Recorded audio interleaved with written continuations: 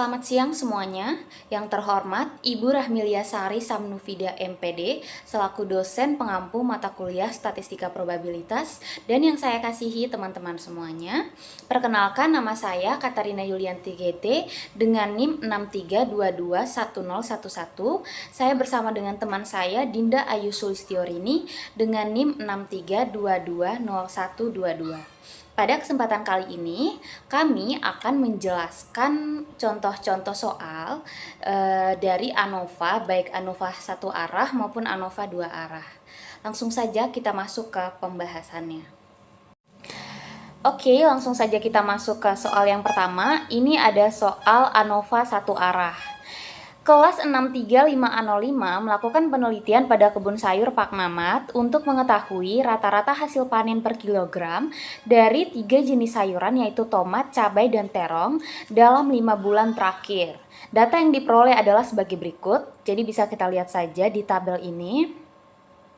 Pertanyaannya, dengan taraf nyata 5%, kita diminta untuk menguji apakah terdapat perbedaan yang signifikan pada rata-rata hasil panen dari ketiga jenis sayuran tersebut.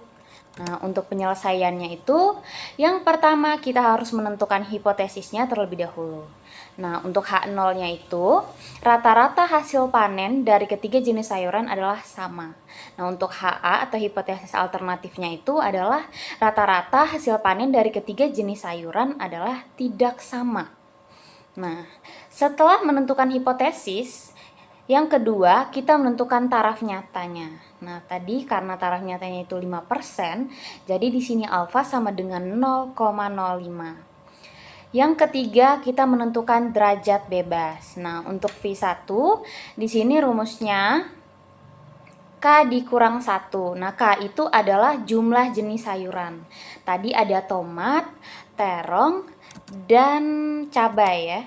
Jadi ada 3 jenis sayuran. Jadi K dikurang 1 sama dengan 3 dikurang 1 sama dengan 2. Jadi V1-nya itu kita dapat 2. Lalu untuk V2-nya sama dengan K dikali N kurang 1. Nah, N ini adalah banyaknya pengamatan atau banyaknya anggota baris. Jadi 3 dikali 5 kurang 1 sama dengan 12. Nah, itu untuk V2-nya sama dengan 12. Selanjutnya kita masuk ke daerah kritis. Nah, untuk daerah kritisnya ini tadi itu kita udah dapat alfanya 0,05 kan. Terus untuk V1-nya 2 dan V2-nya 12. Jadi kita cari di tabel F itu 0,05 yang berbatasan dengan 2 dan 12. Nah, yang V1-nya 2 dan V2-nya 12. Nah, itu kita dapat 3,88 untuk daerah kritisnya. Selanjutnya, langkah yang kelima kita menentukan kriteria pengujiannya. Jadi, H0 diterima jika F hitung lebih kecil sama dengan F tabel.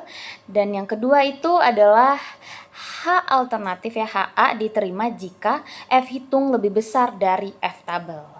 Selanjutnya, untuk langkah ke-6 di sini kita menentukan nilai hitungnya. Yang pertama ada JKT. JKT itu adalah jumlah kuadrat total. Nah, jumlah kuadrat total ini kita mengkuadratkan semua anggota baris dan kolomnya yang ada di tabel tadi, kita kuadratkan semuanya. 10 kuadrat tambah 5 kuadrat dan seterusnya. Lalu kita kurang dengan 145 kuadrat per 15. Nah, 145 ini kita dapat dari total keseluruhannya ya. Sedangkan 15 ini adalah 15 ini adalah banyaknya jumlah pengamatan. Jadi kita totalkan semuanya, lalu 145 kuadrat ini dibagi 15, kita dapat JKT-nya itu, hasil akhirnya itu sama dengan 195,4. Itu untuk jumlah kuadrat totalnya. Selanjutnya JKK. JKK itu adalah jumlah kuadrat kolom. Jadi bagian kolom itu kita kuadratkan 43 kuadrat kita bagi 5. ditambah 49 kuadrat per 5 tambah 53 kuadrat dibagi 5 dan seterusnya. Lalu kita kurang dengan 145 kuadrat dikurang 15. Dibagi 15. Sehingga kita dapat hasil akhir untuk JKK-nya itu sama dengan 10,2. Setelah itu kita masuk ke JKG. JKG ini adalah jumlah kuadrat galat. Untuk mendapatkan jumlah kuadrat galat itu sama dengan JKT dikurang JKK. Jadi JKT yang udah kita dapat tadi 195,4, kita kurang dengan JKK 10,2. Maka kita dapat JKG-nya itu 185,2. Nah, untuk tabel nilai hitungnya bisa dilihat di sini ya. Nilai kolom tengahnya, nilai tengah kolom. Nilai tengah kolom itu kita isi dengan JKK yaitu 10,2. Lalu untuk galatnya kita isi dengan JKG yaitu 185,2. Lalu untuk totalnya kita isi dengan JKT yaitu 195,4. Nah, untuk derajat bebasnya tadi yang udah kita dapat tadi ya sebelumnya, V1 itu kita dapat 2 dan V2-nya tadi kita dapat 12 kan. Jadi kita masukin di sini. Derajat bebasnya itu untuk nilai tengah kolomnya 2, untuk digalatnya 12, lalu totalnya 14. Nah, untuk kuadrat tengah ini kita dapat dari ini untuk kuadrat tengah dari nilai tengah kolom dulu ya. Dari nilai tengah kolom ini kita dapat dari 10,2 dibagi 2. Maka kita dapat kuadrat tengahnya 5,1. Lalu selanjutnya yang di bawah untuk bagian galatnya itu 185,2 kita bagi dengan 12. Maka kita dapat kuadrat tengahnya sebesar 15,4. Selanjutnya di bagian F hitung. Nah, untuk F hitung ini kita membagi kuadrat tengah yang di bagian nilai tengah kolom dan galat. Jadi di 5,1 itu kita bagi dengan 15,4 untuk mendapatkan F hitungnya. Jadi kita dapat 0,33 untuk F hitungnya. Langkah yang ketujuh di sini kita membuat keputusan. Nah, keputusannya karena F hitung lebih kecil dari F tabel, maka H0 diterima. Tadi karena kita mendapatkan F hitungnya 0,33, sedangkan F tabelnya itu 3,88, jadi kita terima H0-nya. Kesimpulannya, rata-rata hasil panen dari ketiga jenis sayuran tersebut adalah sama. Oke, langsung kita masuk ke soal yang kedua. Ini masih tentang ANOVA satu arah ya. Seorang dosen ingin mengetahui apakah ada perbedaan rata-rata nilai kuis statistika antara 5 kelas yang diajarnya, yaitu kelas A, B, C, dan D. Berikut adalah data nilai kuis dari kelima kelas tersebut. Nah, bisa kita lihat sendiri di sini. Dari tabel ini, ukuran datanya itu tidak sama ya. Ukuran datanya tidak sama. Pertanyaannya, dengan taraf nyata 5%, ujilah apakah terdapat perbedaan yang signifikan pada rata-rata nilai kuis dari kelima kelas tersebut. Oke, langkah-langkahnya masih sama seperti yang di awal tadi. Pertama kita tentukan hipotesisnya dulu. H0-nya itu rata-rata nilai kuis statistika kelima kelas tersebut adalah sama. Sedangkan HA-nya rata-rata nilai kuis statistika kelima kelas tersebut tidak sama. Lalu yang kedua, kita menentukan taraf nyata. Taraf nyatanya alfa sama dengan 0,05. Lalu yang ketiga, derajat bebas. Untuk V1-nya K dikurang 1, jadi 5 dikurang 1 sama dengan 4. Lalu untuk V2-nya ini N dikurang K. Nah, N-nya ini adalah total jumlah pengamatannya. Jumlah pengamatannya itu tadi ada 22. Kita perhatikan di tabel, jumlah pengamatannya itu ada 22. Kita kurang dengan K. K-nya itu 5. K itu jumlah kelas ya, tadi kan A, B, C, D, E, ada 5 kelas. Jadi kita kurang dengan 5, maka kita dapat 17.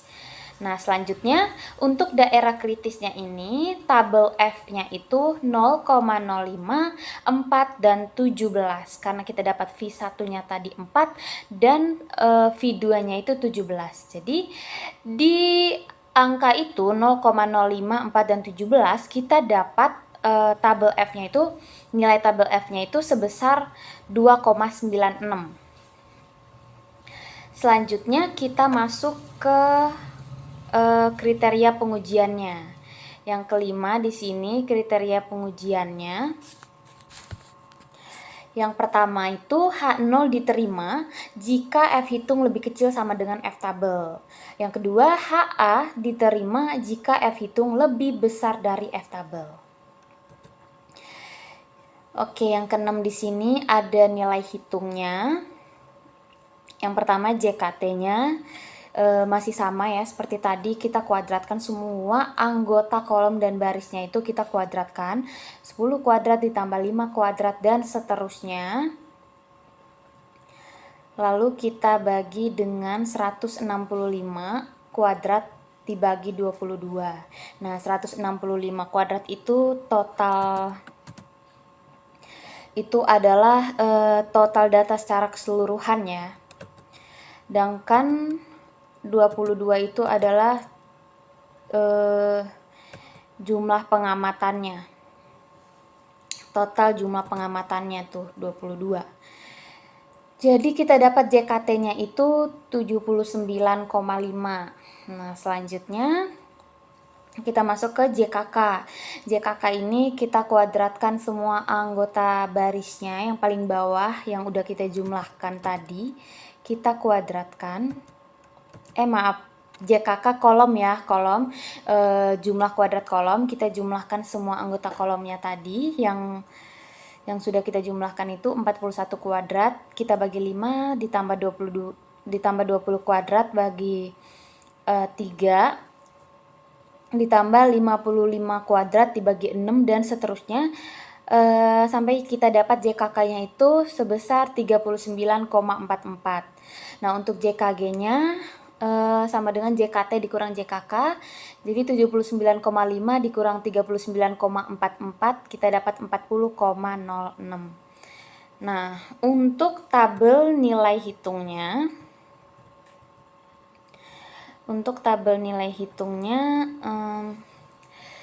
jumlah kuadratnya 39,44 ya. Untuk nilai tengah kolomnya 39,44 itu kita isi dengan nilai JKK. Lalu yang di galatnya itu kita isi dengan nilai JKG. Nah, untuk derajat bebasnya tadi V1-nya 4 dan V2-nya 17, lalu totalnya sama dengan 21. Nah, untuk kuadrat tengahnya itu 39,44 kita bagi 4, dapatnya 9,86. Selanjutnya bagian galat itu 40,06 kita bagi dengan 17, maka kita dapat kuadrat tengahnya sebesar 2,35. Nah, untuk F hitungnya kita bagi 9,86 itu kita bagi dengan 2,35. 9,86 dibagi 2,35, maka kita dapat F hitungnya sebesar 4,19.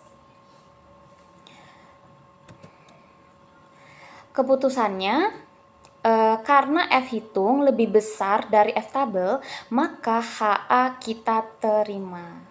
Oke, jadi di sini kita menolak H0 ya, karena tadi kita dapat F hitungnya itu sebesar 4,19, sedangkan F tabelnya itu sebesar 2,96. Jadi 4,19 ini dia ada di daerah HA ya. Jadi HA diterima. Sedangkan F hitungnya itu berada di daerah penolakan H0. Jadi H0 kita tolak. Selanjutnya, kesimpulannya, rata-rata nilai kuis statistika kelima kelas tersebut tidak sama. Oke, sampai di sini saja untuk ANOVA satu arah. Selanjutnya tentang ANOVA dua arah akan dijelaskan oleh teman saya Dinda. Baik, Assalamualaikum warahmatullahi wabarakatuh. Saya Dinda Ayu semester ini. Di sini akan melanjutkan pembahasan yang tadi dibawakan oleh teman saya, Katarina. Untuk yang selanjutnya, kita masuk ke contoh soal ANOVA dua arah. Mahasiswa keperawatan melakukan penelitian tentang program penurunan berat badan dengan beberapa metode berdasarkan usia pasien. Untuk data dapat dilihat pada tabel berikut. Dengan taraf nyata 1%, ujilah apakah ada perbedaan yang signifikan program penurunan berat badan berdasarkan metode dan usia pasien. Selanjutnya untuk penyelesaiannya, yang pertama kita tentukan dulu hipotesisnya. Yang pertama hipotesis ANOVA kolom. Untuk H0-nya, mu1 sama dengan mu2, mu2 sama dengan mu3, yang artinya tidak ada perbedaan yang nyata antara rata-rata hitung dari kategori metode. Selanjutnya HA atau H alternatif, yaitu mu1 tidak sama dengan mu2 dan mu2 tidak sama dengan mu3, yang artinya ada perbedaan yang nyata antara rata-rata hitung dari kategori metode. Selanjutnya yaitu hipotesis ANOVA baris. Untuk H0-nya yaitu mu1 sama dengan mu2, mu2 sama dengan mu3, yang artinya tidak ada perbedaan nyata antara rata-rata hitung dari kategori kelompok umur. Selanjutnya HA, yaitu mu1 tidak sama dengan mu2, kemudian mu2 tidak sama dengan mu3, yang artinya ada perbedaan yang nyata antara rata-rata hitung dari kategori kelompok umur.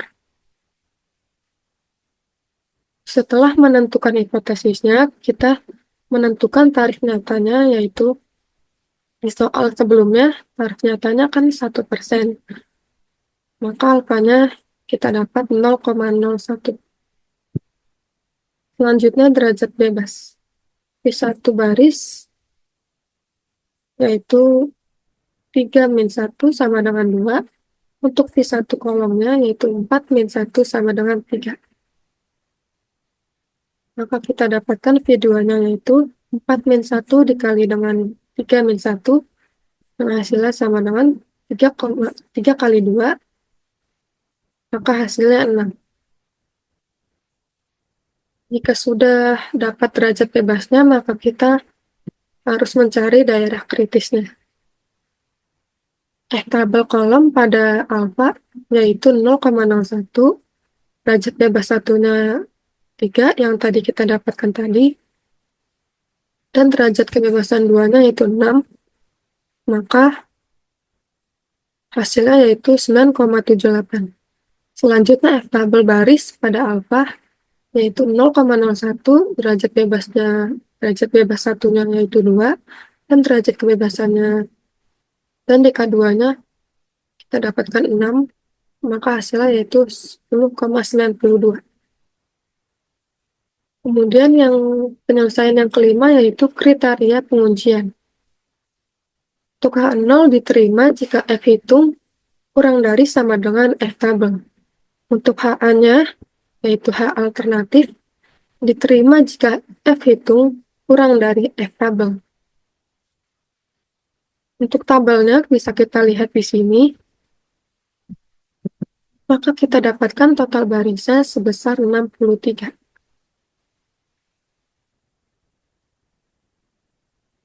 Baik, untuk penyelesaian yang ke-8 yaitu nilai hitung. Yang pertama kita cari dulu jumlah kuadrat total atau JKT. JKT sama dengan 4 kuadrat ditambah 5 kuadrat ditambah 4 kuadrat sampai seterusnya hingga kita dapatkan nilai hitung JKT-nya yaitu 46,25. Kemudian yang kedua jumlah kuadrat baris atau JKB yaitu 19 pangkat 2 ditambah 24 ditambah 20 pangkat 2 hingga hasil akhirnya kita dapat 3,5. Kemudian yang selanjutnya jumlah kuadrat kolom atau JKK yaitu 13 pangkat 2 ditambah 20 pangkat 2 ditambah 21 pangkat 2 dan seterusnya hingga kita dapatkan hasil akhirnya yaitu 32,91.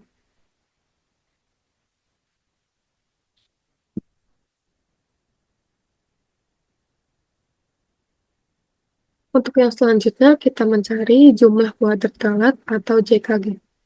Untuk rumusnya, JKG sama dengan JKT dikurang JKB dikurang JKK. Untuk JKT tadi kita dapatkan 46,25, untuk JKB-nya kita dapatkan 3,5, dan untuk JKK-nya kita dapatkan 32,91. Maka hasil JKG-nya yaitu 9,84.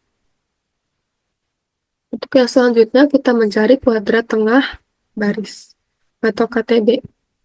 Rumusnya yaitu JKB dibagi B-1. Untuk JKB-nya kita dapatkan 3,5, maka masukkan saja ke rumus, yaitu 3,5 dibagi 2 hasilnya 1,75. Selanjutnya kuadrat tengah kolom atau KTK. Rumusnya yaitu CKK dibagi K-1. CKK kita dapatkan 32,91, kita masukkan saja ke rumus, yaitu 32,91 dibagi 3 hasilnya 10,97. Selanjutnya kita mencari kuadrat tengah galat, yaitu KTG. Rumusnya JKG dibagi B-1 dikali K-1, yaitu 9,84 dibagi 6, yang hasilnya 1,64.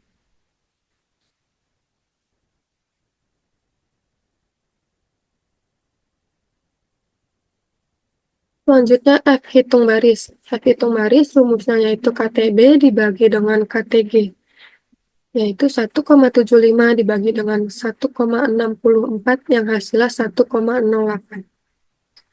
Yang hasilnya yaitu 1,06. Selanjutnya F hitung kolom, rumusnya yaitu KTK dibagi dengan KTG. Maka 10,97 dibagi dengan 1,64 hasilnya 6,68. Berikut tabelnya. Bisa kita lihat di sini. Ada nilai tengah baris jumlah kuadratnya yaitu 3,5, nilai tengah kolomnya JKK-nya yaitu 32,91, untuk galatnya jumlah kuadratnya yaitu 9,84, maka totalnya yaitu 46,25. Untuk derajat bebasnya kita pada nilai tengah baris kita dapat 2, pada nilai tengah kolom untuk derajat bebasnya kita dapat 3, dan untuk galat untuk derajat bebasnya kita dapat 6, dan totalnya yaitu 11. Untuk kuadrat tengahnya pada KTB 1,75, untuk KTK 10,97, dan KTG 1,64. Untuk F hitungnya sebagai berikut.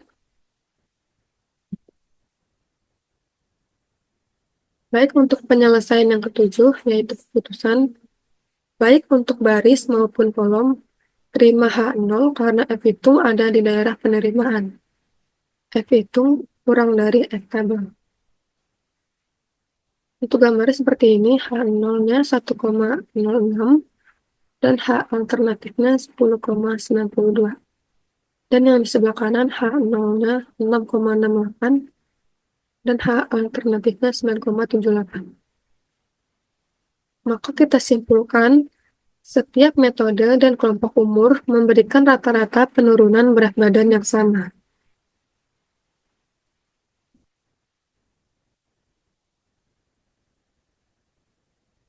Baik, segitu saja presentasi dari kelompok kami.